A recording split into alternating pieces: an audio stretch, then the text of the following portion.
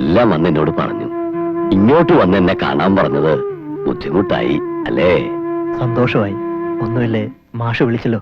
ഇതൊക്കെ തനിക്ക് നിർത്തിക്കൂടെ ഭരത? ഈ പണി കൊണ്ട് കാശ് കിട്ടും. കാര്യം ശരിയാ, പക്ഷെ കുറച്ചുകൂടി പ്രായം എത്തുമ്പോ തിരിഞ്ഞു നോക്കേണ്ടി വരും. ജീവിതം കൊണ്ട് എന്ത് നേടിയെന്ന് സ്വയം ചോദിക്കും. അത് വളരെ മുമ്പേ തോന്നി തുടങ്ങി മാഷേ. പിന്നെ അങ്ങനെ പോകുന്നു. ഗുണ്ടയോ ദാതയോ ആകാൻ വേണ്ടി കച്ചകെട്ടി ഇറങ്ങിയവനല്ല ഞാൻ. അച്ഛൻ ദാതയായിരുന്നത് കൊണ്ട് അങ്ങനെ ആയതുമല്ല. പിന്നെ എങ്ങനെയെന്ന് ചോദിച്ചാൽ എനിക്കറിയില്ല. ചിലപ്പോ തോന്നും അച്ഛൻ മരിച്ചതറിഞ്ഞ് തിരിച്ചു വരേണ്ടിയില്ലായിരുന്നു എന്ന്. അതുകൊണ്ടാണല്ലോ കോളനി എന്നെ ഒരു ദാതയാക്കി മാറ്റിയത്. ബോംബെക്ക് ഒളിച്ചോടിപ്പോയത് ഇളയമ്മയുടെ കുത്തുവാക്കും ഏഷണിയും മടുത്തിട്ടാ. ഒരു ജോലി ചെയ്ത് കുറച്ച് പണവുമായി വന്നിട്ട് ഇവിടെ എന്തെങ്കിലും സ്വസ്ഥമായിട്ട് തുടങ്ങാനായിരുന്നു പരിപാടി. അച്ഛൻ മരിച്ചപ്പോ തകർന്നുപോയി. ഈ ലോകത്തിനി ആരുമില്ല എന്ന് മനസ്സ് പറയുമ്പോൾ ഉണ്ടാവുന്ന ഒരുതരം ഭ്രാന്താവേശമില്ലേ? അങ്ങനെ അച്ഛനെ കൊന്നവരെ തല്ലി ദാതയായി. ഇതിലെവിടെയാ മാഷേ ഞാൻ ചെയ്ത തെറ്റ്?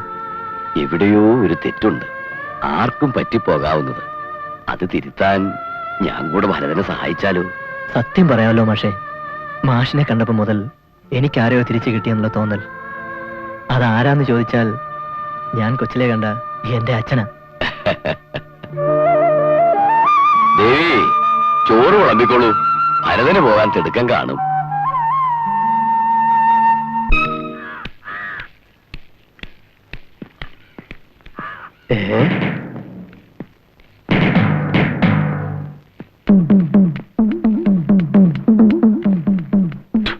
എന്തുവാടാ ഒരു ചവിട്ട് നാടകം? ചവിട്ട് നാടകം? എന്ത് നാടകം?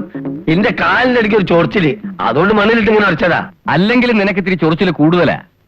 അത് ഞങ്ങൾ മാറ്റി തരാം. അല്ലടാ കൃഷ്ണ? എന്റെ വേക്കിട്ട് നിങ്ങൾ നിങ്ങളെ പാട്ടിന് പോ. അങ്ങനെ പോകുന്നില്ല. നിന്നെ ഒറ്റയ്ക്കൊന്ന് കിട്ടാൻ കാത്തിരിക്കുകയായിരുന്നു. എന്തിനാന്നോ? ഈ ഷേപ്പ് ഒന്ന് മാറ്റിയെടുക്കാം. അല്ലെങ്കിൽ ഇപ്പൊ നല്ല ഷേപ്പാ. ഷേപ്പിനെന്താ കുഴപ്പം? ഞാൻ ആള് പ്രസക, ഈ കാണും പോലല്ല. വെറുതെ പ്രശ്നം ഉണ്ടാക്കരുത്. പ്രശ്നം ഉണ്ടാക്കാൻ തന്നെയാണോ വന്നത്? നീ ഒന്ന് വെറുതെ പൊല്ലാപ്പ് ഉണ്ടാക്കണ്ട. പോയിക്കോളി. എന്ത് പൊല്ലാപ്പാടാ പുല്ലേ? നിന്നെ എന്നെ ഞങ്ങൾ മയ്യത്താക്കും. അപ്പൊ നിങ്ങൾക്ക് പറഞ്ഞാൽ മനസ്സിലാവില്ലല്ലേ? എന്നാ പിടിച്ചോ.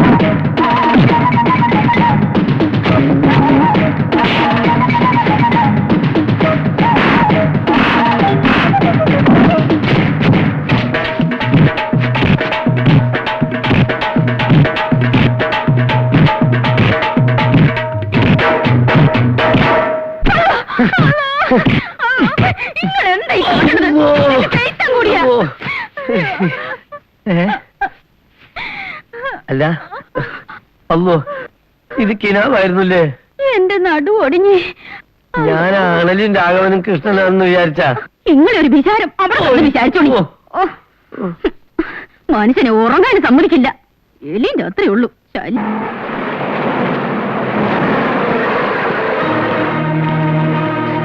ഭരതേട്ടനെ ഇവിടെ വെച്ചെങ്കിലും കണ്ടത് ഭാഗ്യായി. എന്താ പ്രശ്നം? നമോ നമോ ഗണേശായ, നമസ്തേ ശിവസോനവേ, നിർവിഘ്നം ഗുരുദേവശ, നമാവിവാം ഗണാധിപ വക്രതുണ്ട മഹാകായ കോടി സൂര്യ സമപ്രഭ അവിഘ്നം ഗുരുദേവദേവ സർവകാര്യേഷു സർവദാ ചോചനാ ചോചമാൻ കല്യാണ നമസ്തേ. ആലോചനയും നിശ്ചയമൊക്കെ കഴിഞ്ഞോ? എണീക്കണം. പാവം പെണ്ണുങ്ങളെ ചതിക്കണം എന്റെ ജോലി അല്ല. ചതിക്കോ? വെറുതെ അനാവശ്യം പറയരുത്. അനാവശ്യോ? ഒരു പാവം പെണ്ണെ വലയിൽ വീഴ്ത്തി നീ അവിടെ നശിപ്പിച്ചതാ. ഇവിടെ ഇരിക്കുന്ന ആരാണെങ്കിലും കൊള്ളാം, വേറൊരു പെങ്കച്ചിനെ പഴപ്പിച്ചിട്ടാ ഈ റാസ്കൽ ഇവിടുത്തെ പെണ്ണെ കെട്ടാൻ വന്നിരിക്കുന്നത്.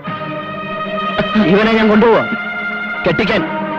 കൊട്ടും കുരയും ഒന്നുമില്ലാതെ ഇവനെ കൊണ്ട് ഞാൻ ആ പെണ്ണിനെ കെട്ടിക്കും. നടക്കാം. ഉനക്ക് தெரியாது ഭരത, തങ്കം പോലാ ഞാൻ അവളെ നോക്കി വളർത്തിയത്. അപ്പ എന്ന് അവളെ വിളിക്കുമ്പോ അപ്പ മാത്രമല്ലായിരുന്നു ഞാൻ, എരന്തു പോണ അവളുടെ അമ്മ കൂടെ ആയിരുന്നു ഞാൻ. ഒന്നുമില്ലേലും വിഷമം പിടിച്ച നേരത്താണെങ്കിലും അവൾ എന്നോടെങ്കിലും വന്ന് പറഞ്ഞല്ലോ. ജാതിയിലൊന്നും വ്യത്യാസമില്ലല്ലോ ആ പയ്യന്. പിന്നെ സ്വാമിയുടെ പണവും പ്രതാപവും അനുസരിച്ച് കല്യാണം നടത്താൻ പറ്റിയില്ല, അത്രയല്ലേ ഉള്ളൂ. രജിസ്റ്റർ കച്ചേരി ഇറങ്ങിയപ്പോ തൊട്ട് ആ കൊച്ചൊരേ കരച്ചില. അപ്പായുടെ മുഖത്ത് എങ്ങനെ നോക്കും, അപ്പായുടെ എന്ത് മറുപടി പറയാറുണ്ട്. സ്വാമിക്ക് എന്നെ വിശ്വാസമില്ലേ? വരുന്നേ.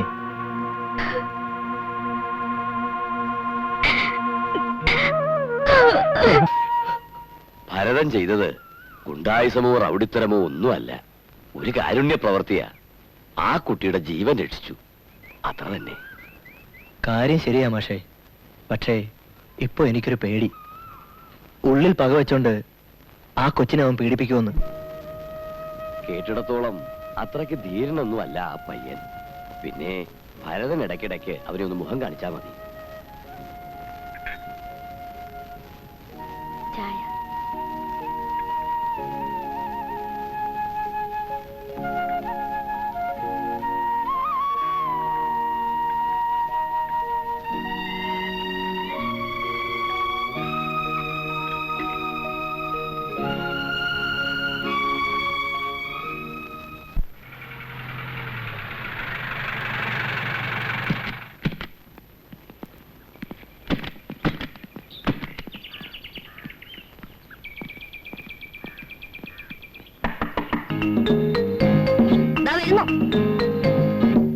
എന്താ?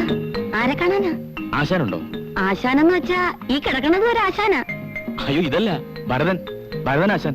ആ, അങ്ങനെ തെളിച്ചു പറ. ഇപ്പൊ വിളിക്കാം. ഭരതേട്ടാ.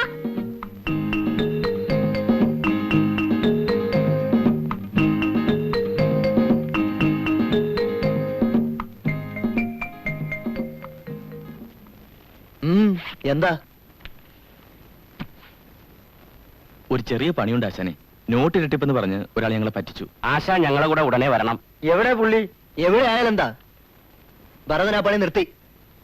കാശ് മേടിച്ച് തല്ലുന്ന പണി ഭരതൻ ഇനി എടുക്കില്ല. നിങ്ങളോട് കേൾക്കാനാ പറയുന്നത്. കാശ് എടുത്തോണ്ട് പൊയ്ക്കോ. പൊയ്ക്കോളാൻ. അവസരം കാത്തിരിക്കുന്ന വേറൊരുത്തനുണ്ട് ഈ കോളനിയില്, രാഘവൻ. അവനോട് പറഞ്ഞേര് ഭരതൻ അരപ്പട്ട അഴിച്ചെറിഞ്ഞു. കൊണ്ടുപോ.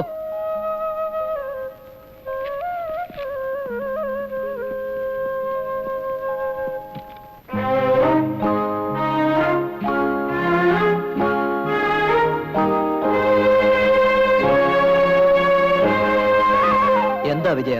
എനിക്കാ തെറ്റിയത്. ഞാൻ നിങ്ങളെ മുൻവിധിയോടെ കണ്ടു, തെറ്റിദ്ധരിച്ചു. ഭരതനെ പറ്റി എല്ലാം അറിഞ്ഞ എപ്പോഴാ? ഇതിന്റെ ആവശ്യമില്ല. ആ വീട് ഭരതന്റെ കൂടാ. അവിടെ താമസിക്കണം, ഒരുമിച്ച് ഒരു കുടുംബം പോലെ. ഇവിടെ 5-6 മാസം കഴിഞ്ഞ് കുറച്ചു ദിവസം അവിടെ താമസിക്കണമല്ലോ.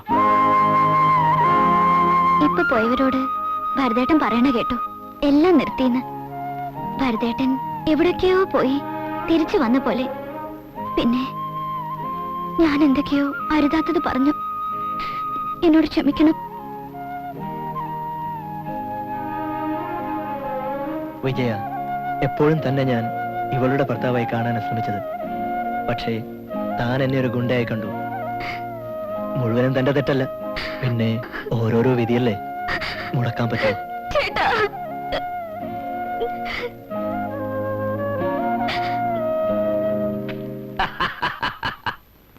അങ്ങനെ ഭരതൻ പിന്മാറി. ഇതുവരെ നിനക്കൊന്നും ഈ വേലായുധനെയും രാഘവനെയും ഒന്നും വേണ്ടായിരുന്നു അല്ലേ? അപ്പോ ഇതുപോലെ ഇനി 2 എട്ടൂടെ കൊണ്ടുവന്നിട്ട് നമുക്ക് ജോലിക്കാരും തീരുമാനിക്കാം. എന്താ? അച്ഛൻ പറഞ്ഞത് കേൾക്കുന്നുണ്ടല്ലോ. എങ്കിൽ പോയി കൊണ്ടുവരാം. അങ്ങനെ ഭരതൻ എന്നൊരു മാരണം ഒഴിയുന്നു. വേലായിട്ടാ, ഭരതൻ ഒഴിയുന്നതേ വെട്ടുകാരന്റെ വീട്ടിലേക്കാ. ചാത്തൻ കോളനി തന്നെ ആ വീട്, അത് മറക്കണ്ട. അച്ഛൻ വേറൊരു കാര്യം കൂടി ഓർക്കണം. വേലായുധന്റെ മകൻ രാഘവൻ ഈ കോളനിയിൽ ദാതയാകാൻ പോണെങ്കിൽ അത് ഭരതൻ ഇട്ടെറിഞ്ഞിട്ട് പോയ കത്തിയും എടുത്തോണ്ടായിരിക്കില്ല, അവനെ കുത്തി മലത്തിയിട്ടായിരിക്കും. നീ എത്ര നാളാടാ രാഘവായി മസിലും പിടിച്ചത് പറയാൻ തുടങ്ങിട്ട്? ആണെ കുത്തിമലത്തി കാണിക്കടാ. എനിക്കെന്തോ ഒരു വിശ്വാസം തോന്നുന്നു. അതുകൊണ്ട് ഭരതനോട് തുറന്നു പറയുക.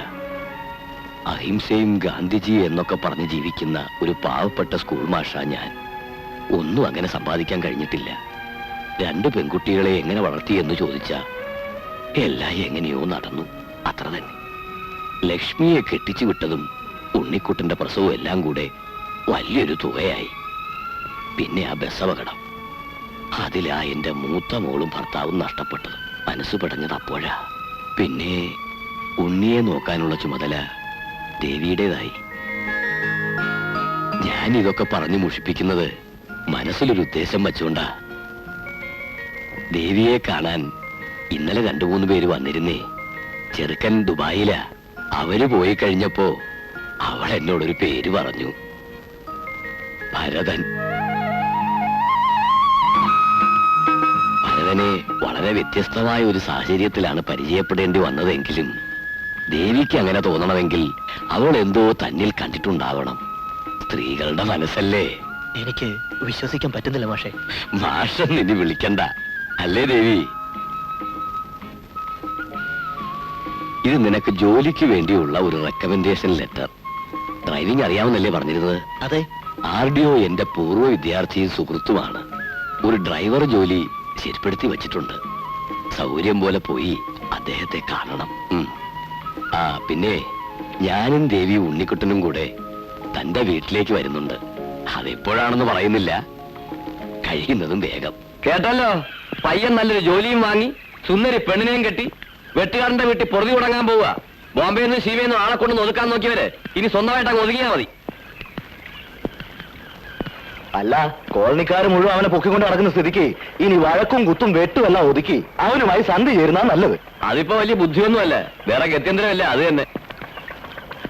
ഞാൻ ഈ നാട്ടിൽ നിന്ന് പോകാൻ പോവാ. ഇനി ഇവിടെ ദാതയാകാന്നുള്ള ദിവാസ്വപ്നം കാണാൻ ഞാനില്ല.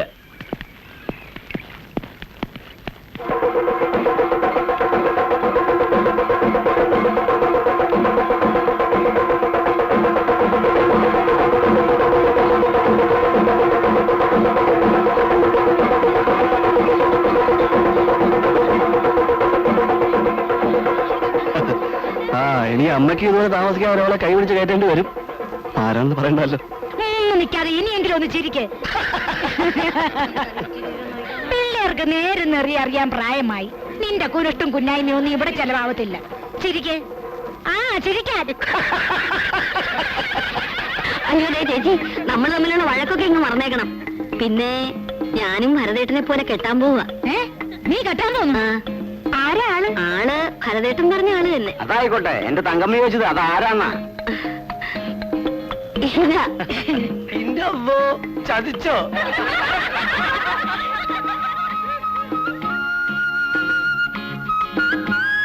അല്ല, ആശാൻ ഡ്രൈവർ പണിക്ക് പോകുമ്പോ നമ്മൾ എന്ത് ചെയ്യും? നമ്മളും കൂടെ വരും, അല്ലേടാ പപ്പ? അതിപ്പോ ആലോചിക്കേണ്ട ഒരു പ്രശ്ന. ആലോചിക്കാനോ? ഞാനും കൂടി ഇല്ലാതെ താൻ ഒറ്റയ്ക്ക്? ആനന്ദം കൂടി ഉള്ളപ്പോ. ഓഹോ, അത് ശരി. ഇപ്പൊ എന്റെ സ്ഥാനത്ത് അവളാണല്ലേ? ഏതായാലും ഇങ്ങനെ ഒരു ദിവസം സത്യത്തെ ഞാൻ പ്രതീക്ഷിച്ചില്ല. നന്നായി. മോൻ ഇഷ്ടപ്പെട്ട പത്തരിയും കോഴിക്കറിയും ശരിയാക്കുന്നുണ്ട്. അപ്പൊ കുശാലായി. ഭരതാ,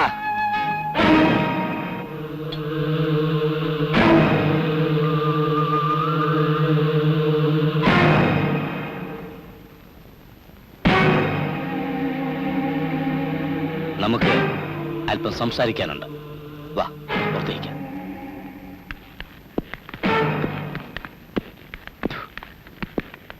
വിവരങ്ങളെല്ലാം അറിഞ്ഞുകൊണ്ട് തന്നെ ഇങ്ങോട്ട് വന്നേ. ജോലിക്ക് പോണമെന്നും കല്യാണം കഴിക്കാൻ പോണമെന്നും ഒക്കെ. അപ്പോ ഞങ്ങൾ ഇവിടെയൊക്കെ തന്നെ ഉണ്ടാവുമെങ്കിലും നമ്മൾ തമ്മിൽ ഇനി ശത്രുത വേണ്ട. വെട്ടുകാരനുള്ളപ്പം മുതലുള്ള പിണക്ക അത് നമുക്ക് ഇന്നോടെ മാറ്റാം. അങ്ങോട്ടും ഇങ്ങോട്ടും ആവശ്യത്തിന് സഹകരിച്ചു പോയാ കോളനിക്കാ ഗുണം. അതിന് എനിക്ക് എതിർപ്പൊന്നുമില്ല, സന്തോഷമേ ഉള്ളൂ. അതുകൊണ്ട് കൈകൊടുത്ത് സ്നേഹത്തോടെ കഴിയാൻ വേണ്ടിയാ ഇപ്പൊ വന്നേ. ഈ കോളനിയിൽ ഇങ്ങനെ ഒന്ന് ആദ്യ അതൊന്നും ആഘോഷിക്കാതെ പറ്റുകയില്ല. അതെ അതെ, ആഘോഷിക്കണം.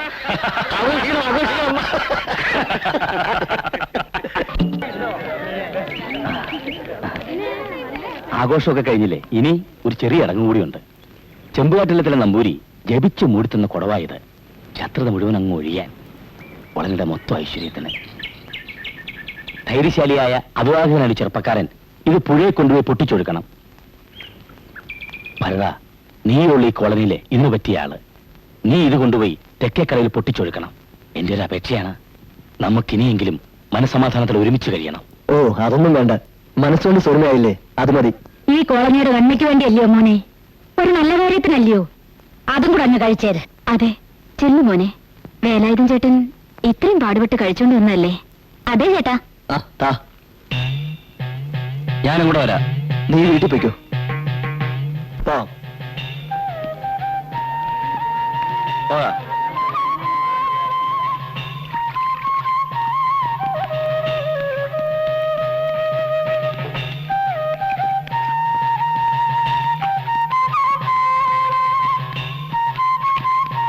ഒന്ന് വലം വെച്ച് പ്രാർത്ഥിച്ചിട്ട് ഉടച്ചാ മതി. അതോടെ എല്ലാം തീരും.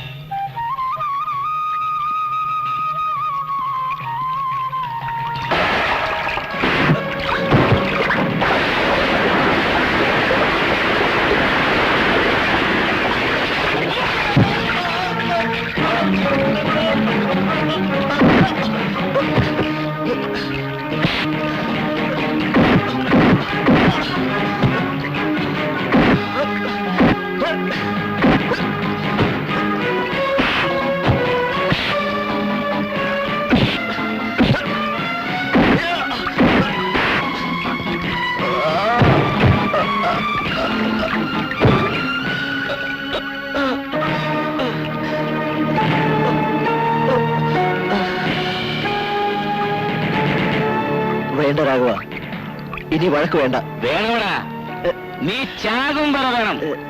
നീ ജീവനോടെ ഇരുന്നാൽ പിന്നെ ഈ കോളനിയിൽ രാജാവാകാൻ, താഴെയാകാൻ. അത് വേണ്ട. ഒറ്റയന്മാരെ പോലെ ആരെങ്കിലും ഒരുത്തൻ കുത്തിച്ചാവണം. നീ തന്നെ എത്തൂ. നിനക്കറിയാവടാ, ഈ രാഘവനും വേലായുധനും കൊമ്പനൊന്നും അല്ല നിന്റെ തന്നേ കൊന്നത്. ഈ ഞാനാ, അണലിത്തോമ. ഇതുകൊണ്ട് നീ ഇതുകൊണ്ട് തന്നെ ഒതുങ്ങാൻ പോവാടാ.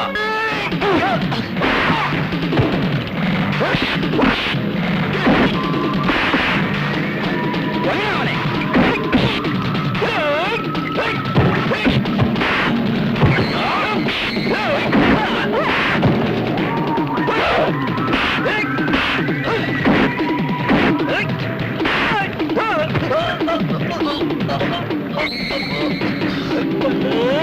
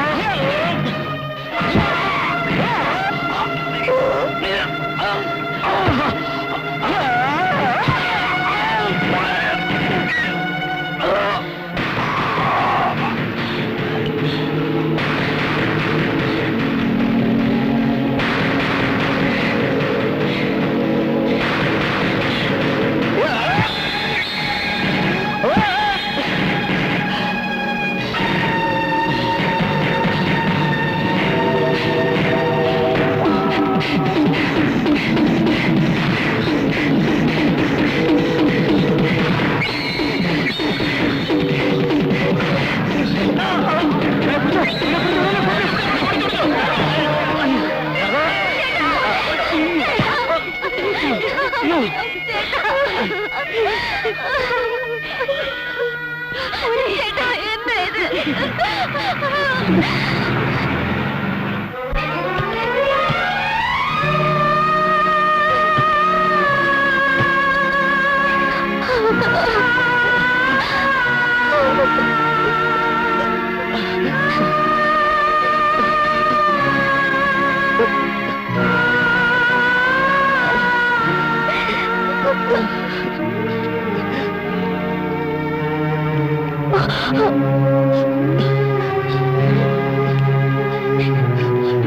ഈ കത്ത് മാഷ് തന്നപ്പോ തൊട്ട് എന്റെ കയ്യിലുണ്ടായിരുന്നു.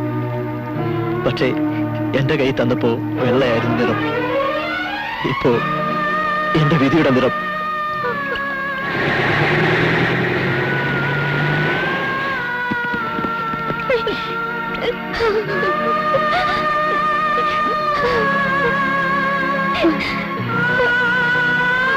മാഷെ, മാപ്പ്. ദേവി, ആ